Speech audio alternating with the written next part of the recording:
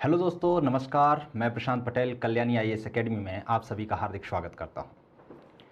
दोस्तों, हम लोग इस लेक्चर सीरीज के अंतर्गत आज आधुनिक भारत के ऐसे दार्शनिक का अध्ययन करेंगे जो दार्शनिक होने के साथ साथ स्वतंत्रता सेनानी भी थे, जिन्होंने भारत को मां कहकर पुकारा और अपना एक नया सिद्धांत प्रस्तुत किया जिसे आध्यात्मिक राष्ट्रवाद कहा जाता है। उन दार्शनिक का नाम है अरविंद घोष। अरविंद घोष को महर्षि अरविंद के नाम से भी जाना जाता है। यह कवि दार्शनिक होने के साथ साथ क्या थे? स्वतंत्रता सेनानी भी थे। अतः इन्होंने गरम दल का नेतृत्व किया और गरम दल के नेतृत्व के साथ साथ अलीपुर षड्यंत्र केस 1908 में भी भाग लिया।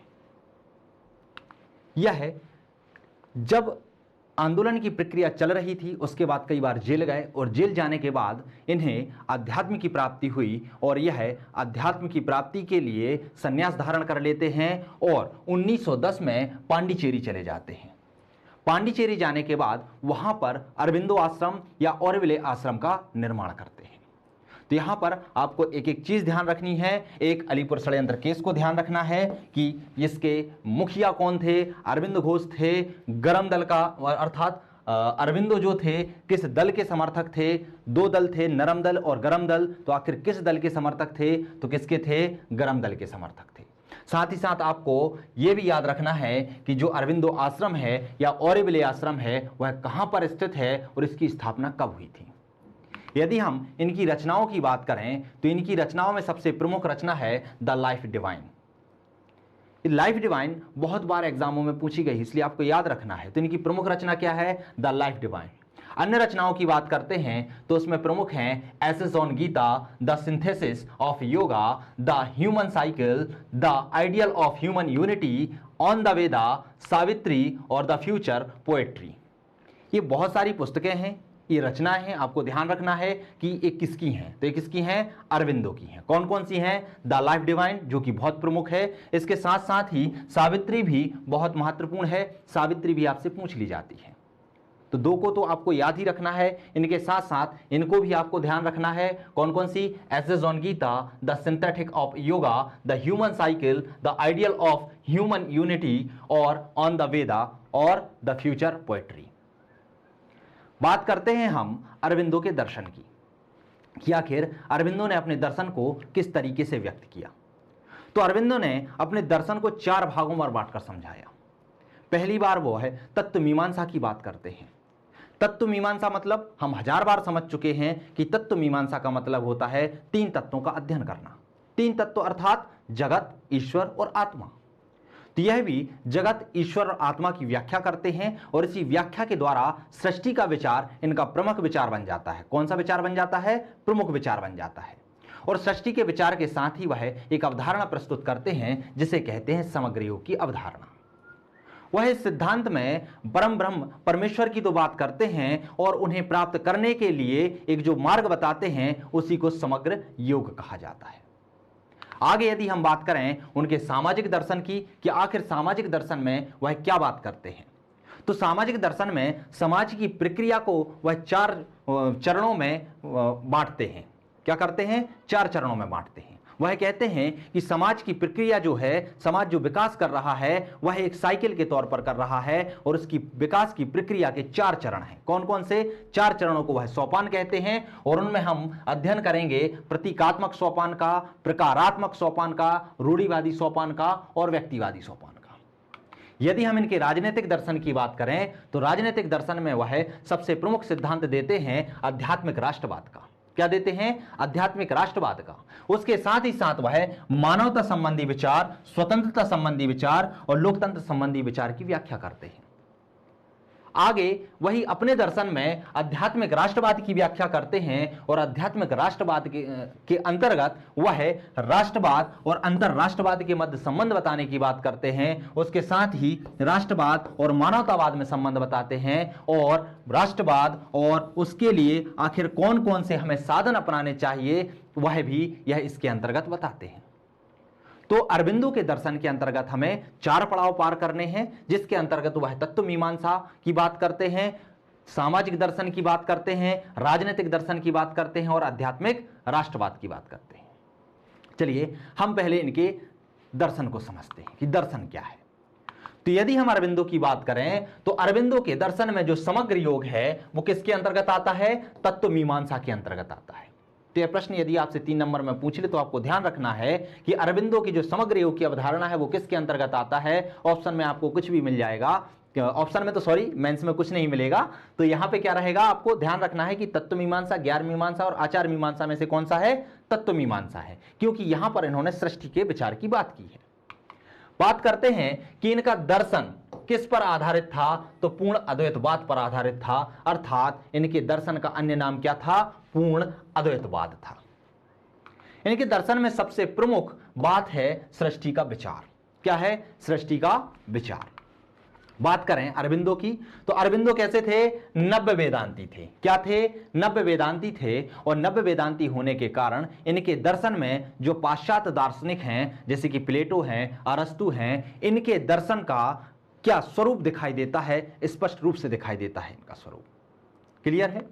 चलिए इनके विचारों के आधार पर ही जो आगे ये विचार प्रस्तुत करेंगे जिसमें आध्यात्मिक राष्ट्रवाद है और समग्र योग की अवधारणा है, इसके आधार पर ही रोमा रोला इन्हें भारतीय सम्राटों, भारतीय विचारकों में क्या कहते हैं? सम्राट कहते हैं। और कर्णसेन जो हैं, कर्णसेन कहते हैं कि यह भारतीय राष्ट्रवाद के मसीहा हैं। क्या हैं? भारतीय राष्ट्रवाद के मसीहा। तो ये बातें आपको ध्यान रखनी है। यदि आप कोटेशन डालते हैं तो आपको अधिक नंबर मिलेंगे। तो ये आप कोटेशन याद रखिए कि रोमा रोला ने इन्हें क्या कहा था? भारतीय विचारकों का सम्राट। और कर्णसेन ने इन्हें क्या कहा था? भारतीय राष्ट्रवाद का मसीहा।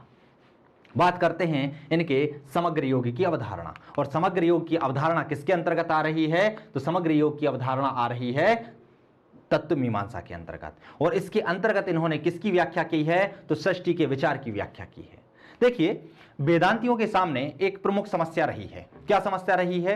कि ब्रह्म, जीव और जगत ये है क्या और इनके मध्य संबंध क्या है? संबंध क्या है? आखिर इनमें से किसका अस्तित्व है और है तो किस तरीके से है? चूंकि जो अरविंदो हैं वो भी नव्य वेदांती थे। कैसे थे? नव्य वेदांती थे। और नव्य वेदांत दर्शन क्या होता है? वेदांत दर्शन की तर्कपूर्ण व्याख्या या वैज्ञानिक आधार पर व्याख्या। और जब वैज्ञानिक आधार पर व्याख्या करते हैं तो वह जगत को ही वास्तविक सत्ता मानते हैं। किसकी सत्ता मानते हैं? जगत की वास्तविक सत्ता मानते हैं कि वास्तव में क्या है? जगत प्रमुख है। तो वो क्या कहते हैं कि जगत वास्तविक सत्ता है और उसमें ही वह विश्वास रखते हैं और कहते हैं ये जो जगत है वह ब्रह्म की लीलामय अभिव्यक्ति है। क्या है? यह जो जगत है, यह जो संसार है वह ब्रह्म की मतलब एक परम शक्ति है, परम सत्ता है, जिसे सच्चिदानंद नाम देते हैं। कहते हैं यह उसकी लीलामय अभिव्यक्ति है। वो बोलते हैं इस संसार की हर लय, हर ताल, हर गति, प्रत्येक गति आनंद की ही अभिव्यक्ति है। किसकी अभिव्यक्ति है? आनंद की ही अभिव्यक्ति है। और इस अर्थ में इस जगत प्रक्रिया को वह सच्चिदानंद का ही अंग मानते हैं। बात ध्यान रखना। क्या मानते हैं? वो बोलते हैं कि जो जगत है वही वास्तविक सत्य है और ये जो जगत है वो सच्चिदानंद की लीलामय अभिव्यक्ति है। इस जगत में जितनी भी क्रियाएं हो रही हैं वह क्या है? इन्हीं की क्या है? माया की अभिव्यक्ति है। वो कहते हैं सच, यह सब कुछ सच्चिदानंद का ही अंग है। इस प्रक्रिया में वह कहते हैं कि जो भी प्रक्रिया में निहित है वह क्या है? व्यापक आनंद है। और यह जो आनंद है वह क्या है? वही लीला है। वो बोलते हैं कि संसार में हम जो कुछ भी प्राप्त करना चाहते हैं वह अंतिम साध्य हो जाता है। किसके लिए? मानव के लिए। और उस साध्य क्या होता है? आनंद होता है। और जो आनंद है वो परम परमेश्वर सच्चिदानंद की क्या है? लीला है, माया है। इसके साथ ही वो कहते हैं कि जो परम ब्रह्म है, जो जगत है और जो जीव है ये कोई अलग नहीं है, क्योंकि जो परम ब्रह्म सच्चिदानंद है उसी का अंश क्या है? मानव है, जीव है और वही संपूर्ण जगत को रचने वाला है। अर्थात यह सब एक ही है। क्लियर है? चलिए आगे देखते हैं हम कि आखिर वह जगत की प्रक्रिया के आधार पर इस जगत को कैसे बांटता है, कैसे इसकी व्याख्या करते हैं। तो यदि हम अरविंदो के अनुसार जगत की प्रक्रिया का अध्ययन करें तो वह इसे 2 भागों में बांटता है। एक होती है आरोहण की प्रक्रिया और एक होती है अवरोहण की प्रक्रिया। आरोहण अर्थात ऊपर की ओर जाना, अवरोहण अर्थात नीचे की ओर आना। वह कहते हैं कि आरोहण की प्रक्रिया में व्यक्ति सच्चिदानंद को पाने के लिए प्रयास करता है, अर्थात वह जड़, प्राण, मन, मानस तक तो पहुंच चुका है, लेकिन इसके ऊपर अभी नहीं पहुंचा। इनके आधार पर भी वह दो गोलार्धों में से बांटकर समझाता है। कहता है एक उच्चतर गोलार्ध है और एक निम्नतर गोलार्ध है। उच्चतर गोलार्ध में अभी इसकी प्राप्ति नहीं हुई है और इसके अंतर्गत अतिमानस, आनंद, चित्त शक्ति और परम सत आते हैं। क्या क्या आते हैं? अतिमानस, आनंद, चित्त शक्ति और परम सत आते हैं और अभी तक हमने इसकी प्राप्ति नहीं की है। वो बोलते हैं कि जो निचला गोलार्ध है, जो निम्नतर गोलार्ध है, इसमें क्या है? सृष्टि का विकास समाहित है और जो सृष्टि का विकास है वो कहां तक हो चुका है? तो बोलते हैं उसका विकास मानस तक हो चुका है। व्यक्ति को अपना विकास कर कहां पहुंचना है? अतिमानस तक पहुंचना है। अर्थात वह धीरे धीरे यदि प्रयास करेगा तो अतिमानस को भी प्राप्त कर लेगा और यदि अतिमानस को प्राप्त कर लिया तो आपने सच्चिदानंद को पा लिया और यदि आपने सच्चिदानंद को पा लिया तो जो ब्रह्म की अभिव्यक्ति है या ब्रह्म का जो साक्षात्कार है वो आपको हो जाएगा। वो बोलते हैं कि मानस से अतिमानस तक पहुंचने के लिए इसकी प्रक्रिया, इसकी गति को बढ़ाया जा सकता है, लेकिन इसकी प्रक्रिया को बढ़ाने के लिए मार्ग क्या होगा? तो वो मार्ग के लिए कहते हैं कि इसके लिए एकमात्र मार्ग है योग, समग्र योग। और इसी योग को कहा जाता है, इसी प्रक्रिया को कहा जाता है समग्र योग की अवधारणा। अर्थात मानस से अतिमानस तक पहुंचने के लिए जिस प्रक्रिया को अपनाया जाता है उसे क्या कहा जाता है? समग्र योग की अवधारणा कहा जाता है। आगे हमने इन्हीं शब्दों का परिभाषा के रूप में वर्गीकृत किया है कि अवरोहण क्या कहलाता है? परम सत स्वयं को जगत में अपने निम्न रूपों में जो वर्गीकृत करता है, जो अभिव्यक्त करता है, उसे कहते हैं अवरोहण। क्या बोलते हैं? अवरोहण। आरोहण क्या होता है?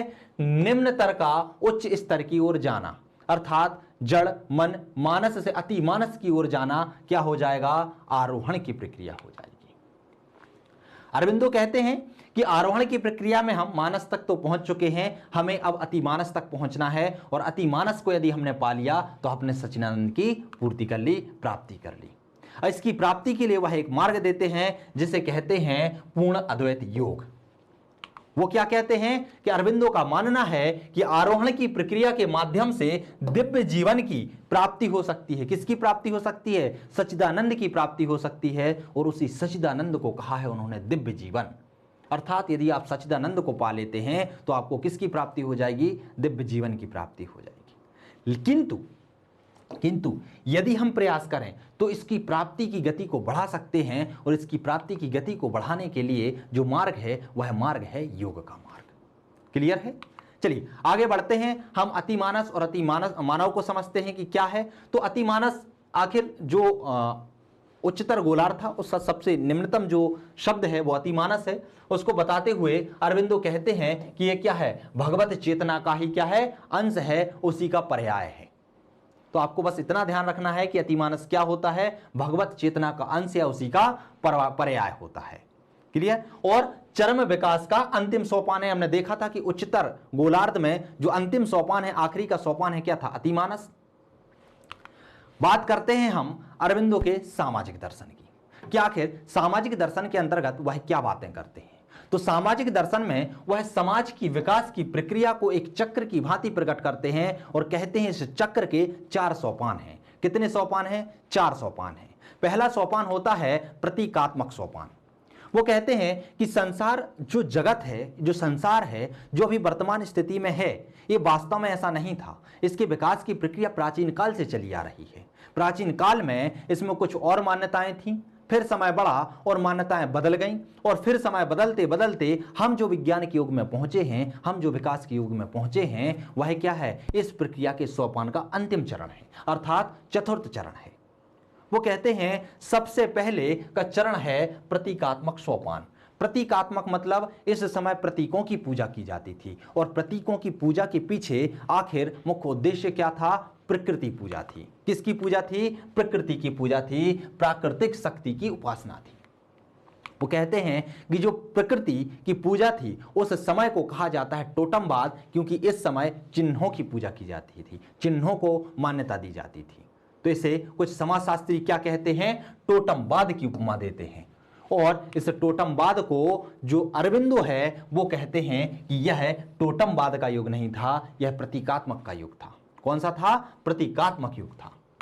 इस समय मानव सत्य के अत्यधिक करीब पहुंच चुका था, वह ब्रह्म के बहुत करीब पहुंच चुका था। क्यों? क्योंकि यह प्रकृति में समावेश हो चुका था, वह प्रकृति को समझ चुका था, वह आडंबरवाद में नहीं फंसा था, वह दिखावे की जिंदगी नहीं जी रहा था, वो सत्य की जिंदगी जी रहा था, अर्थात सत्य के बहुत करीब था। वे कहते हैं कि जो प्राचीन काल है, जो वैदिक सभ्यता है, वह किसके अंतर्गत आती है? प्रतीकात्मक सोपान के अंतर्गत आती है। सॉरी, वैदिक सभ्यता में ऋग्वैदिक काल। इसके बाद आता है प्रकारात्मक सोपान। प्रकारात्मक सोपान के अंतर्गत क्या आता है? वो बोलते हैं कि जब मानव मनोवैज्ञानिक और नैतिक प्रकारों के महत्व को समझ जाता है और इसको अपनी जीवन शैली में उतार लेता है, तो वह युग था प्रकारात्मक सोपान का। प्रकारात्मक सोपान में वो बोलते हैं जो गीता का धर्म है और जो वर्ण व्यवस्था थी वो इसी काल की थी। किसकी थी? प्रकारात्मक। प्रकारात्मक का मतलब ये था कि समाज जो था बहुत सारे प्रकारों में बंट चुका था, लेकिन यह जो बटा हुआ था वो कर्म के आधार पर बटा हुआ था, ना कि जन्म के आधार पर। इसलिए यहां भेदभाव तो नहीं था, लेकिन समाज में प्रक्रियाएं बहुत थीं, समाज का रूप अलग अलग था। आगे वो कहते हैं रूढ़िवादी सोपान। कि आखिर रूढ़िवादी सोपान के अंतर्गत क्या आता है? तो जब वैदिकोत्तर काल आ जाता है, वैदिकोत्तर काल में बहुत सारी रूढ़ियां जन्म ले लेती हैं और जो आधार है इसका श्रम विभाजन बन जाता है, उस युग को कहते हैं रूढ़िवादी सोपान। इसमें बहुत सारी रूढ़ियां जन्म ले लेती हैं, जैसे बाल विवाह होने लगते हैं, सती प्रथा को बढ़ावा मिलता है, पर्दा प्रथा बढ़ जाती है, जाति प्रथा, बहुत सारे वर्ण आ जाते हैं और जो वर्ण व्यवस्था थी वो कर्म के आधार पर ना होकर जन्म के आधार पर बन जाती है और इस आधार पर बहुत सारे वर्ग बन जाते हैं, बहुत सारी जातियां बन जाती हैं, अस्पृश्यता जैसी चीजें जन्म ले लेती हैं। तो इस युग को क्या कहते हैं? वह कहते हैं रूढ़िवादी युग। बोलते हैं इस युग के बाद का जो युग आता है उसे बोलते हैं व्यक्तिवादी सोपान का युग। व्यक्तिवादी सोपान। व्यक्तिवादी सोपान मतलब क्या है? जब आत्मा इन रूढ़ियों को खत्म करने लगती है, आत्मा जब बुद्धि और चेतना के आधार पर अपने आप को समझने लगती है, इस युग को कहा जाता है व्यक्तिवादी सोपान का युग। किसे कहा जाता है? जब व्यक्ति इन रूढ़िवादियों को समाप्त करने लगता है। वो बोलते हैं कि इसमें शासन किसका होता है? बुद्धि का होता है। लोग बुद्धि के आधार पर शासन करते हैं और सभी परंपराओं पर क्या लगाते हैं? प्रश्न चिन्ह लगाते हैं। वह इसके पीछे के कारणों को जानने का प्रयास करते हैं। यदि कारण सही हुए तो उनको स्वीकारते हैं और यदि कारण का कोई स्पष्टीकरण नहीं हुआ तो उसे नकार देते हैं। वो कहते हैं कि यह युग जो है वह विज्ञान का युग है। किसका युग है? विज्ञान का युग है। आगे बात करते हैं और अरविंदो कहते हैं कि व्यक्ति को क्या होना चाहिए? आत्मनिष्ठ होना चाहिए। व्यक्ति को क्या होना चाहिए? आत्मनिष्ठ होना चाहिए, अर्थात वह आत्मनिष्ठ व्यक्तित्व की स्थापना करना चाहते हैं। वही उनके जीवन का मुख्य लक्ष्य होता है। इसके साथ ही वह बताते हैं कि व्यक्ति का विकास होगा कब। वो बोलते हैं कि जो जीव होता है, क्या होता है? जो जीव होता है उसके अंदर क्या होती है? आत्मा होती है। जीव के अंदर क्या होती है? आत्मा होती है। तो जिस प्रकार से जीव के अंदर आत्मा होती है, उसी तरीके से जो राष्ट्र होता है, जो देश होता है, उसके अंतर्गत क्या होता है? एक समाज होता है और वह समाज, वह समूह, उसका क्या होती है? उसकी आत्मा होती है। किसकी आत्मा होती है? राष्ट्र की या राज्य की या समाज की आत्मा होती है समूह। तो इसको हम इस तरीके से समझ सकते हैं कि आत्मा किसके अंदर है? जीव के अंदर है। जीव किसके अंदर होता है? समूह के अंदर होता है और समूह से मिलकर समाज और समाज से मिलकर राष्ट्र का निर्माण होता है। अर्थात अरविंदो कहते हैं कि यदि व्यक्ति का विकास करना है तो उसे आत्मा का विकास करना होगा। और आत्मा के विकास कब होगा? आत्मा का विकास होता है आत्म अनुभूति से, आत्मचिंतन से। आप जब समग्र योग की अवधारणा के आधार पर परम चित आनंद को या सच्चिदानंद को पहचान लेंगे तो आप अध्यात्म का विकास कर लेंगे। अध्यात्म के विकास से आत्मा का विकास होगा, आत्मा के विकास से शरीर का विकास होगा, जीव का विकास होगा, जीव के विकास से समूह का विकास होगा और समूह के विकास के साथ साथ ही समाज का और समाज के विकास से राष्ट्र का विकास होगा। अर्थात इनका मूल केंद्र क्या था? राष्ट्र के साथ साथ जीव का विकास करना। बात करते हैं अरविंदो के राजनीतिक विचार की कि आखिर राजनीतिक विचार के अंतर्गत वह क्या क्या प्रस्तुत करना चाहते हैं। तो सबसे पहले जर्मन प्रोफेसर स्पीलबर्ग के शब्दों में यदि हम कहें कि वह अरविंदो के विषय में क्या कहते हैं, तो वह कहते हैं कि हमने अरस्तु, कांट, स्पिनोज और हीगल जैसे बहुत सारे विचारक हैं उनको देखा है, लेकिन किसी की भी जो दार्शनिक प्रणाली है इतनी सर्वांगीण नहीं थी, उनकी जो दृष्टि है इतनी विकसित नहीं थी जितनी की अरविंदो की है। क्या कहते हैं कि किसी की भी दार्शनिक प्रणाली इतनी विकसित नहीं है, किसी की भी दृष्टि इतनी विकसित नहीं है जितनी कि अरविंदो की थी। वो कहते हैं कि अरविंदो राजनीतिक विचार के अंतर्गत बहुत सारे सिद्धांत प्रस्तुत करते हैं। हम देखते हैं कि आखिर कौन कौन से सिद्धांत देते हैं। तो सबसे प्रमुख सिद्धांत देते हैं आध्यात्मिक राष्ट्रवाद का। वह एक नवीन अवधारणा को जन्म देते हैं, और वह अवधारणा कौन सी थी? आध्यात्मिक राष्ट्रवाद की थी। क्योंकि हमारा देश अंग्रेजों की चंगुल में चल रहा था, अंग्रेजों की चंगुल में फंसा हुआ था, हम औपनिवेशिक के दौर में चल रहे थे। उस समय अरविंदो थे। अरविंदो हमने स्टार्टिंग में ही देखा है कि एक दार्शनिक कवि होने के साथ साथ क्या थे? स्वतंत्रता सेनानी थे। स्वतंत्रता सेनानी के तहत वह महसूस करते हैं कि जो भारत है उसका शोषण बहुत तरीके से हो रहा है, मतलब अंग्रेज उसका शोषण कर करके उसका सारा धन यहां से लूट कर कहां ले जा रहे हैं? ब्रिटेन ले जा रहे हैं। तो वह कहते हैं कि हमें अपने देश को स्वतंत्र कराना चाहिए। वह लोगों के अंदर एक भावना को जन्म देना चाहते हैं, और वह कहना चाहते हैं कि भारत को स्वतंत्रता दिलाने के लिए आप अपने आप को त्याग दीजिए, आप अपने आप को पूरा समर्पित कर दीजिए। लेकिन उस समय इतनी भावना लोगों के अंदर नहीं थी कि वह अपना सर्वस्व देश की स्वतंत्रता के लिए निछावर कर दें। तो अरविंदो एक अवधारणा जन्म देते हैं जिसे कहते हैं आध्यात्मिक राष्ट्रवाद। वह भारत को देश ना मानकर वो भारत को मां मानते हैं। वो कहते हैं कि भारत कोई देश नहीं है, कोई भूमि का टुकड़ा नहीं है, वह हमारी मां है। और इसी सिद्धांत को मां मानने के कारण, देश को मां मानने के कारण इसे कहा जाता है देवीय राष्ट्रवाद। क्या कहा जाता है? देवीय राष्ट्रवाद। वो बोलते हैं कि जो भारत है वो हमारी मां है। जिस तरीके से हमारी मां का कोई शोषण करता है, हमारी मां को कोई बंदी बनाता है, तो हम में जिस तरीके की ऊर्जा का प्रवाह होता है उसे स्वतंत्र कराने के लिए, जिस तरीके से क्रोध जन्म लेता है उसे स्वतंत्र कराने के लिए, उसी तरीके से हमें हमारे भारत देश को, हमारी भारत मां को स्वतंत्रता दिलानी चाहिए। हमें हर संभव प्रयास करना चाहिए कि हमारी भारत माता का ये अंग्रेज शोषण ना कर पाए। वो बोलते हैं कि आध्यात्मिक राष्ट्रवाद क्या है? वो बोलते हैं कि भारत माता की जो भक्ति है और जो आत्म उत्सर्ग की भावना है वही तो आध्यात्मिक राष्ट्रवाद है। आप अपने अंदर इतनी ज्यादा देशभक्ति उत्पन्न कर लीजिए, आत्म उत्सर्ग की भावना उत्पन्न कर लीजिए कि आप मां को स्वतंत्र करा सकें। और यही भक्ति की भावना क्या कहलाएगी? आध्यात्मिक राष्ट्रवाद। वो बोलते हैं कि जो देश है, वो जो राष्ट्रवाद है, वो कोई धर्म नहीं है, वह तो ईश्वर के पास से आया है। वह क्या बोलते हैं कि जो राष्ट्र धर्म है वह एक धर्म है, जो राष्ट्रवाद है वह एक धर्म है, और वह किसके पास से आया है? ईश्वर के पास से आया है, ईश्वर द्वारा प्रदत्त है, इसे हमने नहीं बनाया है। इसीलिए इनके सिद्धांत को देवीय राष्ट्रवाद का सिद्धांत भी कहा जाता है।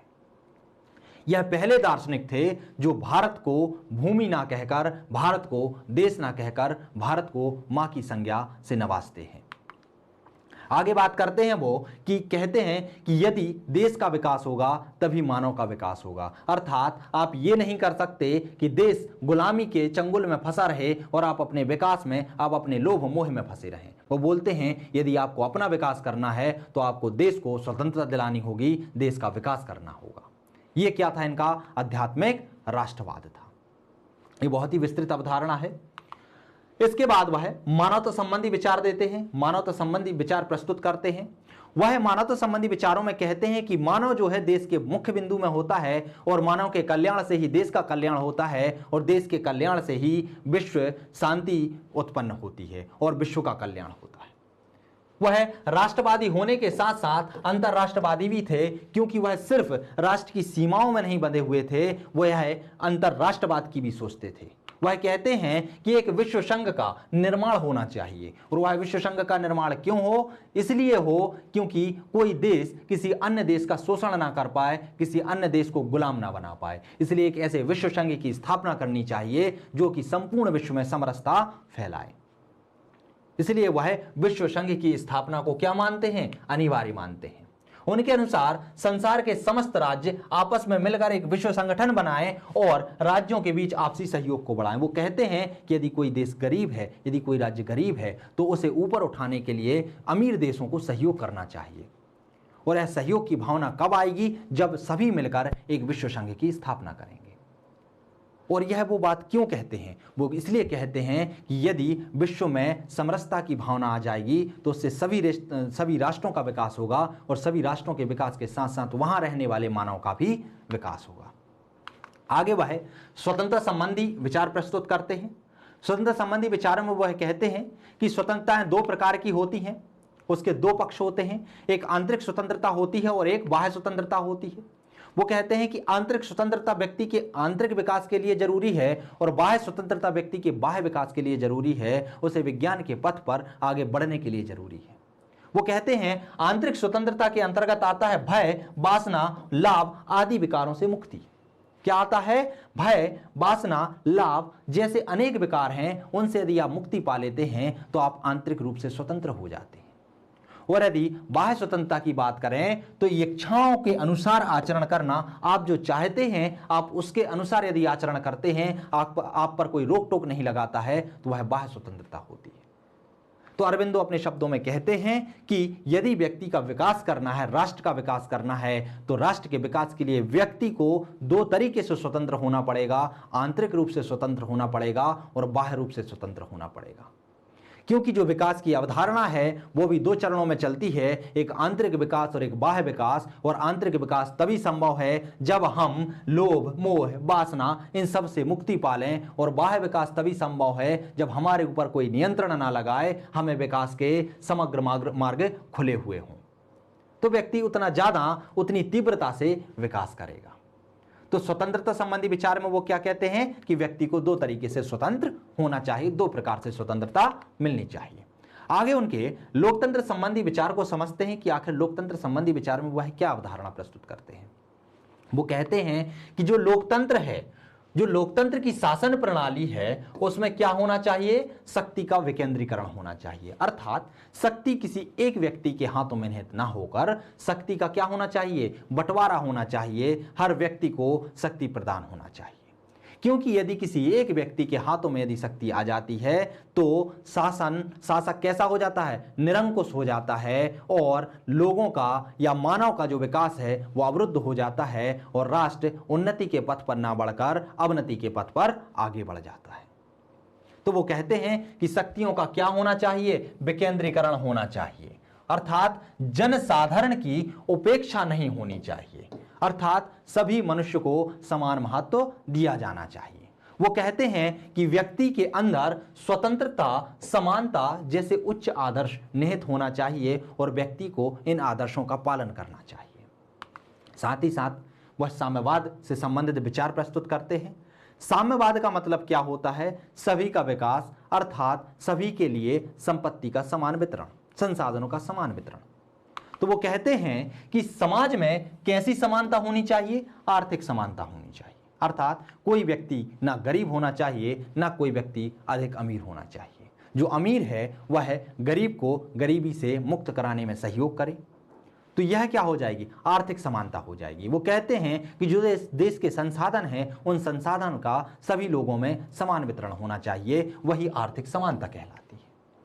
वो कहते हैं कि आर्थिक समानता जो है अध्यात्म के आधार पर होना चाहिए, बंधुत्व के आधार पर होनी चाहिए और साम्यवाद के साथ साथ व्यक्तिवाद में समन्वय स्थापित होना चाहिए।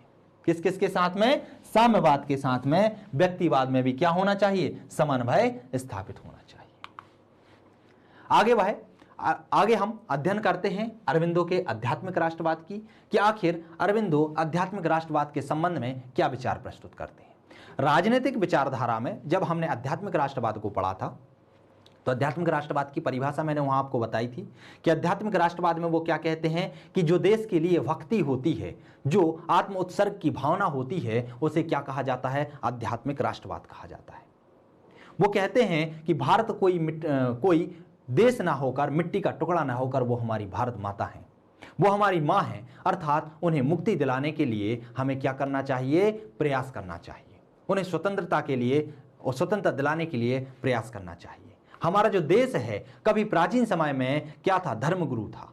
अर्थात हमें अपने पूर्वजों की भावनाओं को मानना चाहिए, पूर्वजों की अवधारणाओं को मानना चाहिए। अर्थात हमें उम्मीद लगानी चाहिए कि आगे चलकर हमारा देश फिर से धर्मगुरु के रूप में विख्यात होगा।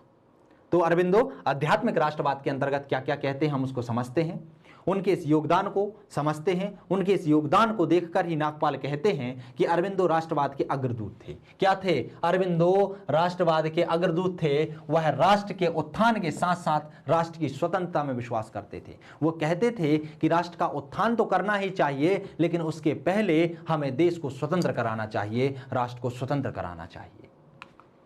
अरबिंदो भारत की महानता पर गर्व करते हैं। किसकी महानता पर गर्व करते हैं? भारत की महानता पर। वह कहते हैं कि हमारे अतीत में भारत क्या था? एक महान देश था। आप भी जानते, हम भी जानते इस चीज को, लेकिन सर्वप्रथम स्वीकार करने वाले व्यक्ति कौन थे? अरबिंदो थे। वह अध्यात्म से इस चीज को मानने लगे थे कि जो हमारा देश था वो प्राचीन समय में क्या था? एक महान था, महान देश था, सोने की चिड़िया कहा जाता था। लेकिन अंग्रेजों ने क्या किया? उसे लूट लिया और उसका शोषण किया। तो वो कहते हैं कि भारत अतीत में एक महान देश था और भविष्य में उनका विश्व में एक गौरवशाली स्थान सुनिश्चित हो सकता है। हमारे देश का भविष्य में फिर से गौरवशाली अस्तित्व, वही दर्जा फिर से बन सकता है।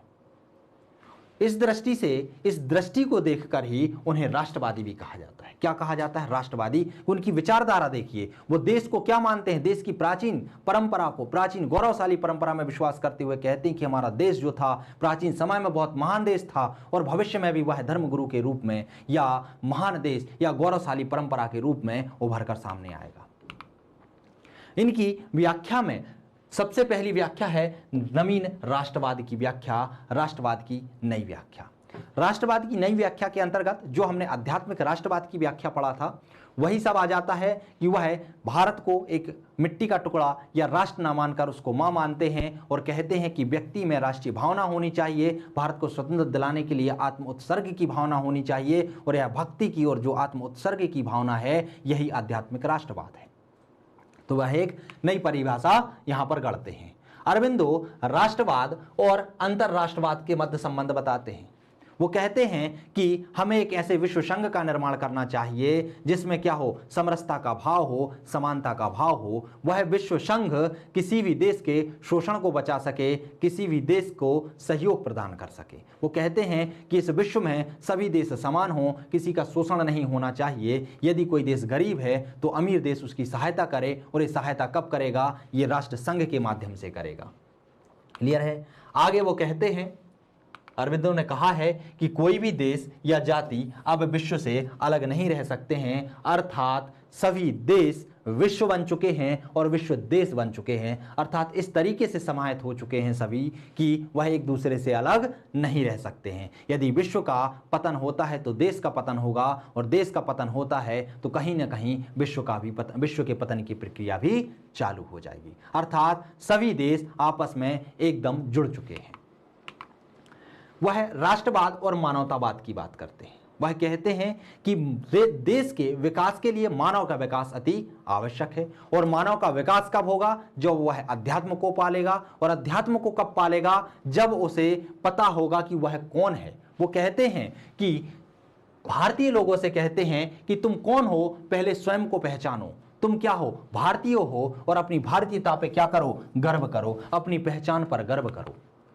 अरबिंदो के शब्दों में अरबिंदो कहते हैं कि सर्वप्रथम हम भारतीय बने, हम अपने पूर्वजों की ख्याति को पुनः प्राप्त करें, हम उस ख्याति को पुनः प्राप्त करने के लिए संघर्षशील रहें। हम आर्य विचार, आर्य चरित्र और आर्य अनुशासन को पुनः प्राप्त करने का क्या करें? प्रयास करें। जब हम इस तरीके से प्रयास करेंगे तो हम स्वयं को जानेंगे, और स्वयं को जानेंगे तो हम अध्यात्म को जानेंगे, और अध्यात्म को जानेंगे तो हम अपना विकास करेंगे। और जब हमें यह ज्ञात हो जाएगा कि हम भारतीय हैं और हमारी परंपरा किस तरीके की थी, तो हमारी परंपरा कैसी थी? मानवतावादी थी, उसमें सभी मानव को समान माना गया था।